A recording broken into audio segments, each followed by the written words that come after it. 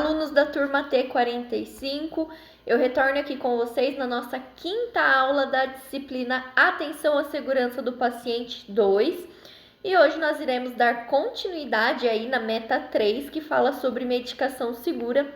Porém, agora nós iremos falar sobre transfusão sanguínea e hemocomponentes, né? A segurança na administração de transfusão aí, tá? Iremos aí definir as questões de hemocomponente, hemoderivados, os cuidados de enfermagem na assistência pré, trans e pós-transfusão, tá bom? E as questões de doador, receptor, tudo isso nós iremos identificar aí nessa aula. Eu espero que vocês gostem. Qualquer dúvida pode me deixar uma pergunta via portal, ok? Então vamos lá. Administração segura de sangue e hemocomponentes. A transfusão é uma terapêutica de suporte essencial para cuidado de pacientes clínicos e cirúrgicos. Então, desde que o paciente tenha um HD clínico ou até mesmo uma cirurgia, uma fratura de fêmur, uma cirurgia abdominal e que o médico saiba, né, que há necessidade de transfundir, que provavelmente esse paciente vai perder muito sangue durante o procedimento cirúrgico, né? É necessário realizar essa transfusão sanguínea. Apesar de bastante segura, a terapêutica transfusional pode apresentar risco inerente ao paciente, né? Por isso que a gente tem que se atentar à identificação segura, ao tipo sanguíneo, né? Quando a gente fala aí que ela é bastante segura, dos anos, né, que se passaram, evoluiu muito essas questões, essa segurança de transfusão sanguínea. Então, o banco de sangue, ele realiza vários testes de compatibilidade, tanto do doador ou para quem vai receber aí esse hemocomponente, esse hemoderivado. A transfusão de sangue e hemocomponentes é usada para garantir deficiências no transporte de oxigênio e homeostasia, a partir de perdas agudas ou crônicas de sangue e ou alterações na produção de hemácias, plaquetas ou proteínas de coágulo sanguíneo. A indicação deve ser feita a partir da avaliação clínica do paciente, buscando a identificação de sinais e sintomas que apontem para repercussões clínicas da deficiência que deseja corrigir. Normalmente, essa deficiência é constatada nos exames laboratoriais, tá? Principalmente hemograma, né? Os médicos aí se baseiam muito nas questões de HB, HT, leucócitos, plaquetas. Então, lá no hemograma, ele sai todas essas informações aí, pensando aí na corrente sanguínea, nas hemácias, né? E tudo isso é constatado, levado em consideração no momento de se solicitar um hemocomponente ou um hemoderivado, tá? Lembrando que o hemocomponente, eu vou explicar um pouco mais aí durante essa aula, mas ele é o sangue total, né? São derivados do sangue total. Já o hemocomponente, ele é do plasma, né? A indicação e a prescrição da transfusão são exclusivas do médico e a liberação de um hemocomponente pelo serviço de hemoterapia só pode ser feita a partir de uma solicitação médica e prescrição adequada. Então, o banco de sangue só irá solicitar essa transfusão, né, esse material, esse hemocomponente, a partir de uma prescrição médica assinada pelo médico, né, e justamente descrita o motivo pelo qual esse paciente terá que ser transfundido, né? Por causa de uma anemia, é por conta de uma cirurgia agendada, né? Na solicitação devem estar preenchidos de forma legível: nome do paciente completo, sem abreviações, qual hospital, lembrando que o banco de sangue ele não é o único para um determinado hospital. Às vezes existe um banco de sangue na cidade e ele atende todos os hospitais da cidade. Por isso que no momento de preencher o impresso lá do banco de sangue, o médico precisa colocar de que hospital ele está solicitando, tá? A enfermaria e leito em que esse paciente se encontra, o número de prontuário, a indicação de transfusão, então qual é o diagnóstico desse paciente, né? É uma anemia, é um politrauma, uma fratura aberta, né? Enfim. Exames laboratoriais que justifiquem a transfusão e assinatura e registro do médico. Existem alguns tipos de modalidade de transfusão, né? Que são 3 aí em particular. Que é a programada não urgente, ela pode ser transfundida até 24 horas.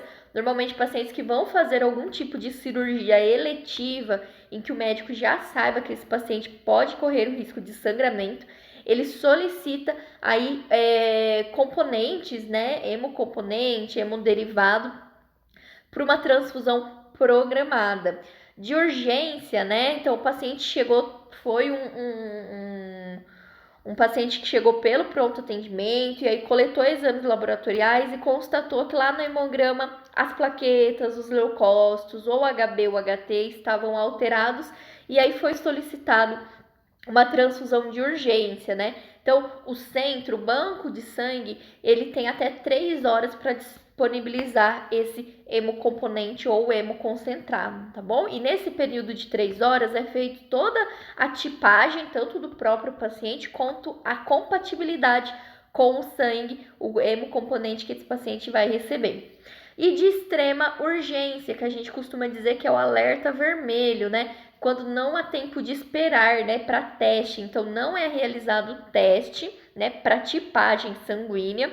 E aí, é fornecido ao paciente O negativo. Lembrando que o O negativo, ele é universal. Ele pode ser doado, né, para todos os outros tipos sanguíneo, né? Então, se o paciente chega lá, foi um acidente automobilístico, o paciente está perdendo muito sangue, ele precisa ir para o centro cirúrgico e precisa de uma transfusão de extrema urgência, né? Aí o banco de sangue é contatado, né? E aí, como não tem esse período para fazer o teste, né, pré-transfusional, para saber a tipagem sanguínea do paciente, o banco de sangue aí libera um O positivo. É claro que todas as bolsas de concentrado, de hemocomponente, elas são testadas, realizados vários testes, né? No mínimo de dúvida possível que ocorra nesses testes antes da infusão do paciente, a bolsa é desprezada para justamente não ter risco nenhum a quem vai receber esse produto, tá bom?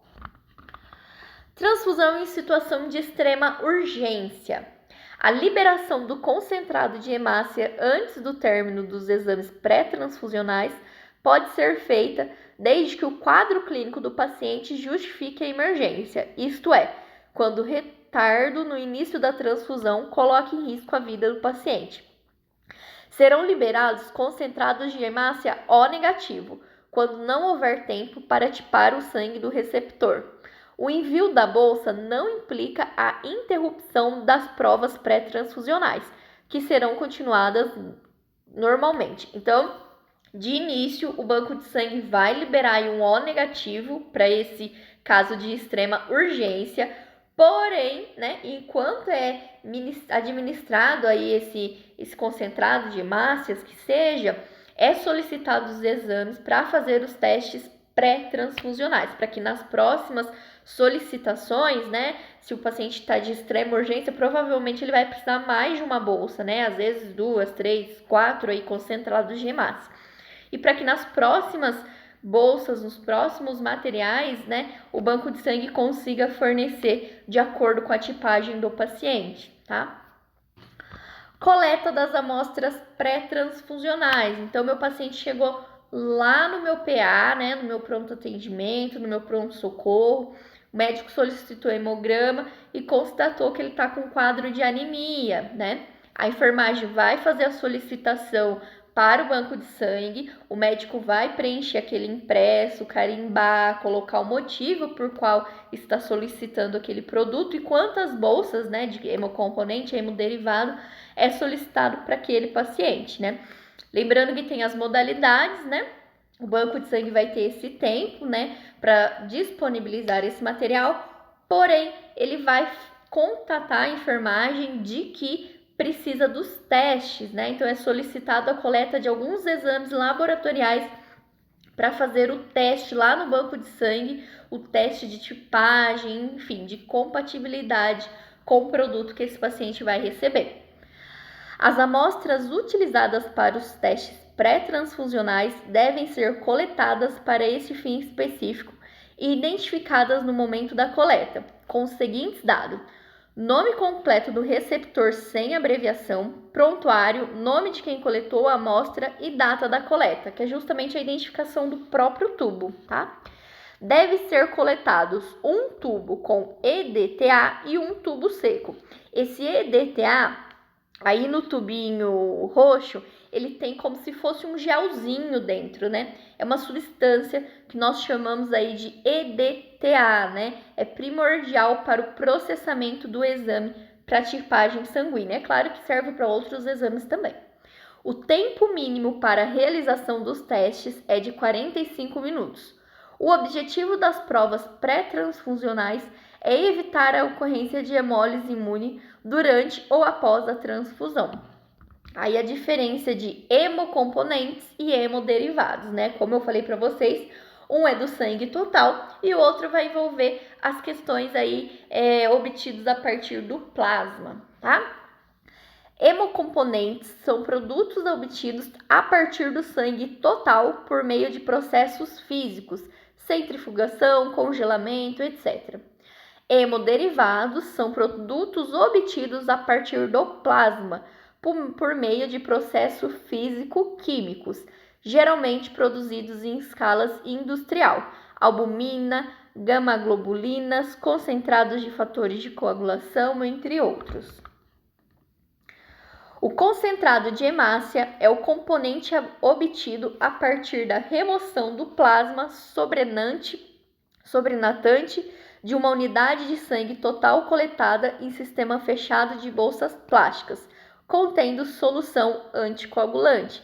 Então, o mais comum, o mais administrado aí são os concentrados de hemácias, né? Então, quando o doador vai lá no banco de sangue, é retirado lá uma bolsa, né? E essa bolsa tem o plasma, o sangue, tá tudo junto ali, né? Ele passa, depois essa bolsa passa por um processo de centrifugação que consegue separar gordura, plasma, hemácia, tá? E aí, nessa separação, retira só o que é a hemácia, só o que é o plasma, tá? E aí, quando é solicitado, né, para um paciente só hemácias, ele vai livre de plasma, tá? Após a centrifugação e o fracionamento, é adicionado solução preservante ao concentrado de hemácia para melhorar as condições de armazenamento e aumentar a validade para 42 dias. Então, depois dessa centrifugação e da separação de hemácia e o plasma, esse sangue, né, esse hemocomponente, né, de hemácia, ele pode ficar armazenado até 42 dias. É claro que a nossa realidade aí de banco de sangue não é de 45 dias, né? Tanto que o banco de sangue vira e mexe, faz campanha justamente pela falta, né, de doadores, de hemoconcentrado aí em estoques, tá? Nos primeiros 15 minutos, a transfusão pode ser realizada a 15 gotas por minuto para permitir a identificação precoce de reações graves. Habitualmente, um concentrado de hemácia pode ser transfundido em 2 horas, geralmente em pacientes idosos, neopatas, cardiopatas. O concentrado de hemácia deve ser infundido na velocidade de 1 ml por quilo do receptor hora até o tempo máximo de 4 horas. Quem realiza a instalação de hemocomponente, hemoderivado de transfusão é o enfermeiro pelo Corém, tá? Surgiu aí uma normativa, se eu não me engano, de 2017, se eu não me engano, que é o enfermeiro que instala as bolsas de sangue, né? E aí existe um tempo, né? Então, antes da transfusão, né? Na pré-transfusão é verificado sinais vitais, anotado. Se o paciente tiver com qualquer alteração, é comunicado ao médico, principalmente hipertermia, né? Então, tudo isso é verificado antes da administração. No momento da administração do hemocomponente, depois de 15 minutos, é verificado os sinais vitais novamente. E é assim, até uma sugestão, né, que a enfermagem fique beira-leito nesses primeiros 15 minutos, principalmente aos pacientes que nunca foram transfundidos, justamente para ver se não vai ter nenhuma alteração de sinais vitais, nenhuma reação alérgica, né? Sobre o tempo, né? Aí eu citei que o tempo mínimo é de 2 horas e o tempo máximo para correr esse concentrado de hemácias é 4 horas. Se você passar no leito e faz 6 horas que tá aquela bolsa, né? O enfermeiro deve ser comunicado e provavelmente ele vai retirar aquela bolsa e jogar, desprezar, né? Desprezar no lixo aquela bolsa, porque já não vai ter mais os princípios ativos, né? Ela já não está mais em condições de temperatura adequada. Lembrando que é de 2 a 4 horas, tá? O concentrado de plaquetas é o componente obtido a partir da separação por centrifugação das plaquetas contidas em uma unidade de sangue total. O concentrado de plaquetas é armazenado a temperatura de 20 a 24 graus sob agitação contínua por 5 dias. Então, quando é feita essa separação do sangue com o plasma vocês podem ver que ele é bem amarelinho, né? É trocado de bolso, o que é plasma, o que é hemocomponente, o que é hemácias é hemácia. Então, lá naquela centrifugadora, os plasmas eles ficam por 5 dias, tá bom? O plasma fresco congelado é o componente obtido a partir da retirada por centrifugação do plasma sobrenatante de uma unidade de sangue total doada voluntariamente. Após a separação, o plasma é submetido a congelamento rápido, por mais ou menos 30 minutos, até 24 horas após a coleta. O plasma fresco congelado é armazenado em temperatura inferior a menos 20 ou menos 30 graus por 12 ou 24 meses.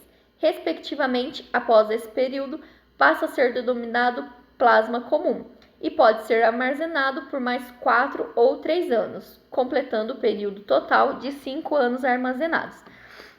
Então, esse é o período de validade aí do plasma fresco congelado, porém, né, esse plasma aí nem sempre ele atinge, né, o seu período de validade justamente pela rotatividade e necessidade, principalmente dos grandes centros aí de banco de sangue, tá? Crioprecipitado. O crioprecipitado é a fração do plasma insolúvel em frio, preparado a partir do descongelamento de uma unidade de plasma fresco congelado em temperatura entre 2 e 6 graus e remoção do plasma sobrenatado. A proteína precipitada é então recongelada em intervalo de 1 hora e armazenada por 1 ou 2 anos, dando a origem a um componente com volume entre 10 e 15 ml. O crioprecipitado, então, ele é retirado do plasma fresco e é uma pequena quantidade, é coisa de 10, 12 ml, tá? São raros as transfusões de crioprecipitado, tá? Normalmente pacientes oncológicos, assim, que realmente necessitam, né, que é solicitado esse tipo de componente, tá? Antes de ser utilizado, o crio deve ser completamente descongelado a 37 graus Celsius em banho-maria ou equipamento apropriado e exclusivo para esse fim. Uma vez descongelado, deve ser usado o mais rapidamente possível ou mantida a temperatura de 20 a 24 graus Celsius até o máximo de 6 horas. E daí eu deixei um esqueminha bem legal aí para vocês, né? Então, vai lá o doador, né, no banco de sangue e ele doa uma bolsa de sangue total, que é a primeira bolsa aqui, ó, primeira bolsa. Dessa bolsa, ela vai ficar lá na centrifugadora, né, por um tempo, e aí é possível separar o que é plasma, que é o amarelinho, e o que é concentrado de hemácias, né? Do plasma, ele fica mais 5 dias lá na centrifugadora, e esse plasma rico em plaqueta, né, ele pode se transformar ou em concentrado de plaquetas, né, ou em plasma fresco congelado, ou em plasma de 24 horas, né. Aí lá no plasma fresco, né, depois dele congelado e tudo mais, né, de 20 a 30 graus negativos, eu consigo retirar o crioprecipitado, que é de 10 a 15 ml, tá? Ele é bem pouquinho. E aí, o crioprecipitado eu posso dar continuidade para albumina, globuminas, etc, tá bom? Fatores de anticoagulação, enfim. Reserva de hemocomponentes para cirurgia, então o que eu comentei com vocês, às vezes vai ocorrer aí uma cirurgia intensa, né, extensa, principalmente cirurgias abdominais, que os cirurgiões sabem que o paciente vai sangrar, é solicitado aí reserva de hemocomponentes para cirurgia, tá bom? Reserva cirúrgica de hemocomponentes consiste em compatibilizar unidades de concentrado de hemácia antes do procedimento cirúrgico, de forma que permaneçam disponíveis no transoperatório e pós-operatório imediato. Então, esse concentrado de hemácia ele pode ser transfundido durante a cirurgia, né? Se caso observar aí, algum tipo de choque, alguma coisa do paciente, né? Alguns sinais vitais alterados, hipotensão, enfim. Então, o paciente pode receber a transfusão durante o procedimento operatório ou no pós-operatório imediato, que é lá na sala de recuperação pós-anestésica, o paciente pode estar sendo transfundido lá, tá?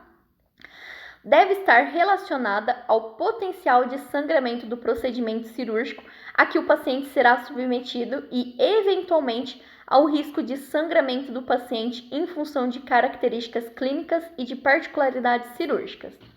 Então, cada cirurgia é uma cirurgia, cada médico já sabe mais ou menos os riscos daquela cirurgia, né? Então, já tem uma ideia se é necessário solicitar ou não a reserva cirúrgica, tá?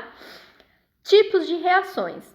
Reações alérgicas é o mais comum, tá bom? São comuns e, em geral, resultam de uma substância estranha presente no sangue. Mesmo sendo do mesma tipagem sanguínea, é algo novo que o nosso organismo está recebendo, né? Mesmo sendo a mesma tipagem, o organismo, a corrente sanguínea, ela precisa identificar que aquilo não é ruim, né? E para que isso não aconteça, pode ser que surjam algumas reações alérgicas, né? Que é o fato de o organismo reagir a essa transfusão. Por exemplo, o paciente pode desenvolver uma reação alérgica caso receba sangue de um doador alérgico a determinado medicamento.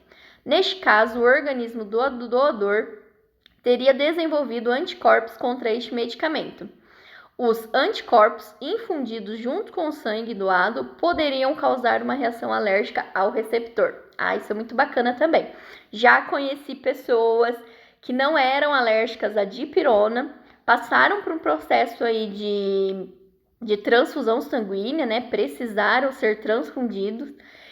E aí, depois disso, começaram a apresentar reações adversas alérgicas à dipirona, né? E aí o próprio médico hematologista, né, o banco de sangue, sugeriu, né, constatou que poderia ser os anticorpos recebidos pela transfusão sanguínea. Então aquele paciente acabou se tornando temporariamente alérgico à dipirona, tá? Os sintomas de uma reação alérgica são febre, náusea, vômito, prurido local e leve e urticária, aquela vermelhidão, né? Reação hemolítica. São reações causadas pela incompatibilidade de ABO ou RH. Então, do mesmo jeito tem o A positivo, A negativo, B negativo, AB positivo, O, né? Então, pode ter esse erro, né? Essa alteração de incompatibilidade e até mesmo do fator RH aí, né? Então, meu paciente é A positivo, né? Aconteceu alguma coisa, né? Algum evento aí que meu paciente recebeu um A negativo, né? E aí ele teve uma reação de hemolítica. Esse paciente pode ir até a óbito, tá? Por isso que o banco de sangue, eles seguem vários protocolos, justamente por isso se tratar uma coisa muito séria. E a enfermagem lá, que é a ponta, né, que vai realizar essa transfusão sanguínea em ambiente hospitalar, precisa, né, ser barreira, precisa identificar também, meu paciente é A positivo, a bolsa tem que estar identificada com o nome do meu paciente e identificada que ele está recebendo um A positivo, tá? Ou algum outro componente que seja compatível aí para essa transfusão. Ou pelo armazenamento inadequado do produto, a reação hemolítica é grave e pode levar o paciente a óbito. Os sinais e sintomas são tremores, calafrio, febre, dor torácica, dispneia e hipotensão. Reação febril não hemolítica. Essa reação ocorre quando os anticorpos anti-antígenos leucocitários humanos reagem com os antígenos dos leucócitos ou das plaquetas do doador. Então, é uma briga de leucócitos, né? De plaquetas ali, porque é algo novo sendo transfundido aí no nosso paciente. Os sinais e sintomas são elevação da temperatura em 1 grau Celsius ou mais, associada a calafrios, inclusive calafrios agitantes, conhecido como tremores convulsivos, palpitações, aperto no peito, dor lombar baixa e cefaleia. Reações relacionadas à incompatibilidade das proteínas plasmáticas. A incompatibilidade das proteínas plasmáticas é uma reação rara e grave, causada pela incompatibilidade da hemoglobulina A. Os sinais e sintomas são dor abdominal, diarreia, calafrio, dispneia e hipotensão. Complicações metabólicas podem ocorrer quando um paciente recebe volumes grandes de sangue em um intervalo curto. Então, se o paciente lá, o tempo adequado é de 2 a 4 horas, se a bolsa corre em 1 hora, né? Se sem querer lá o paciente abriu a bolsa, né? E aí foi transfundido em 40 minutos, temos que ficar em alerta, porque provavelmente esse paciente vai ter alguma reação adversa, calafrio, pode apresentar hipotensão, febre, né? Enfim. Esses problemas são sobrecarga circulatória, hipotermia, hipocalemia, hipopotassemia e contaminação por micróbios.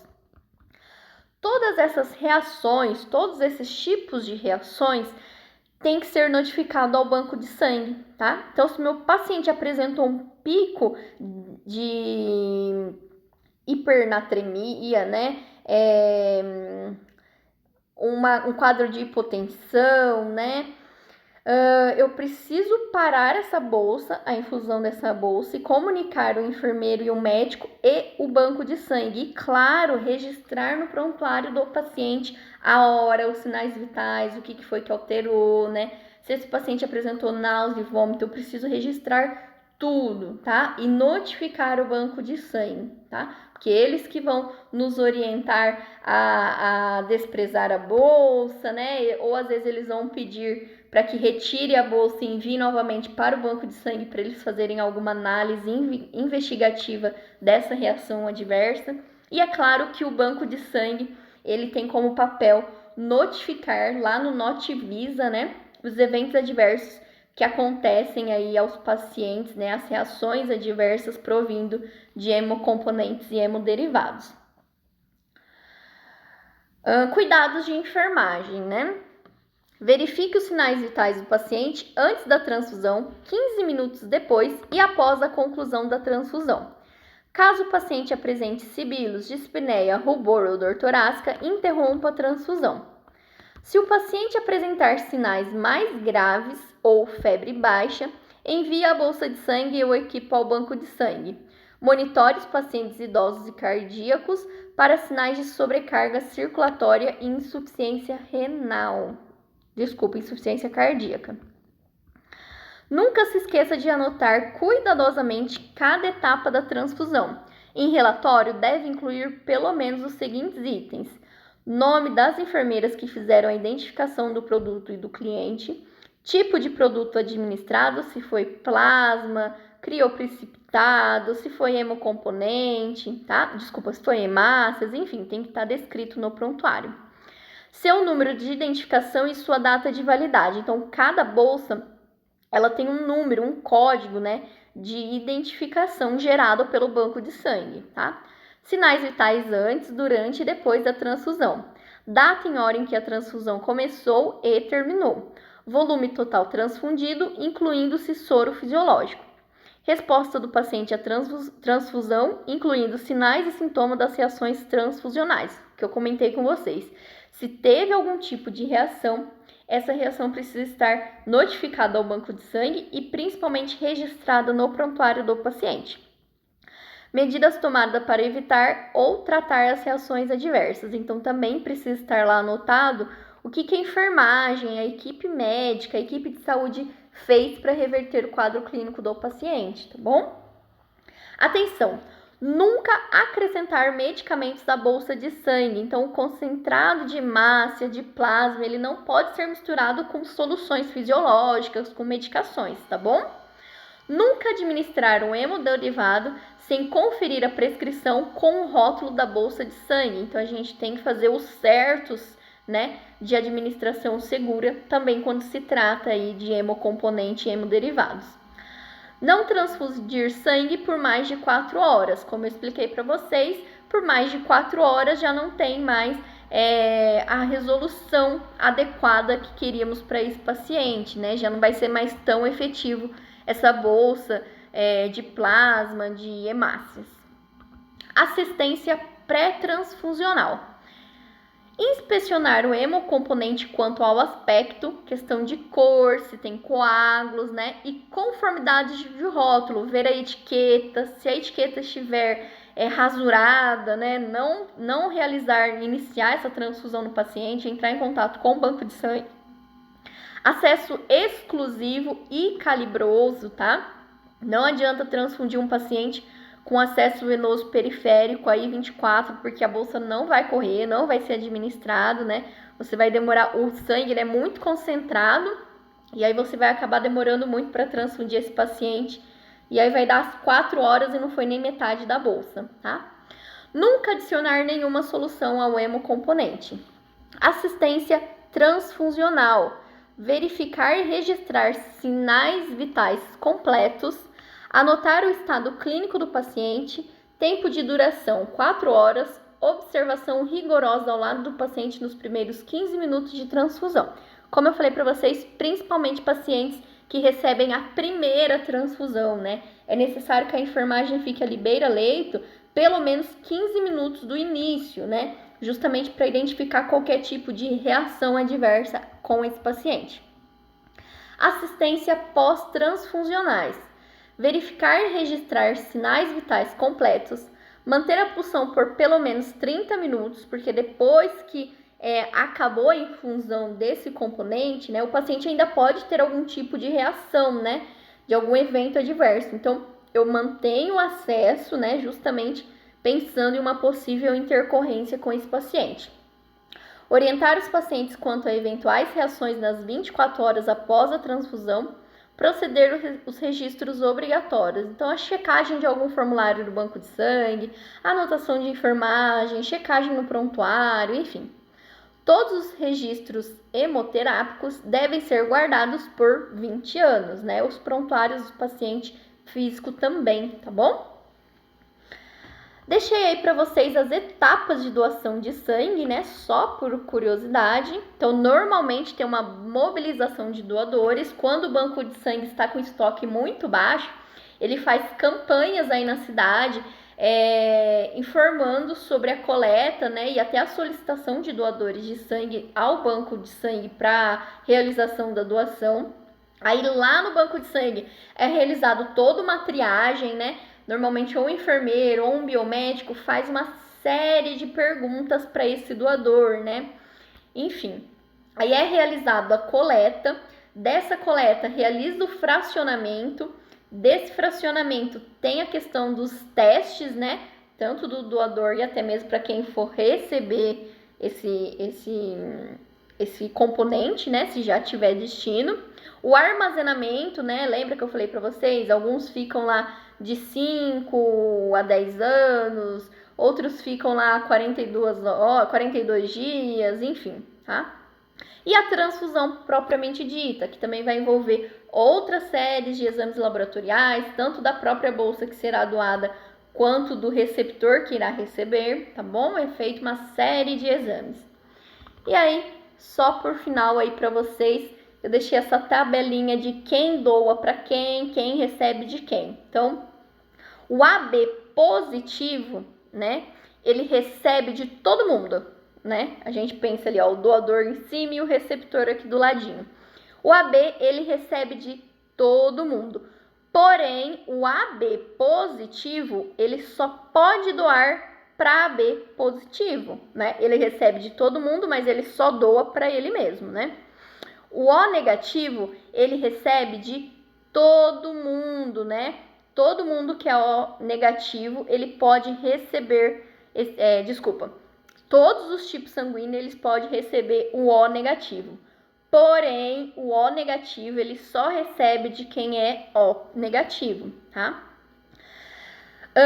O AB positivo, né? Ele pode receber do O negativo, o O positivo, o B negativo, o B positivo e só, tá?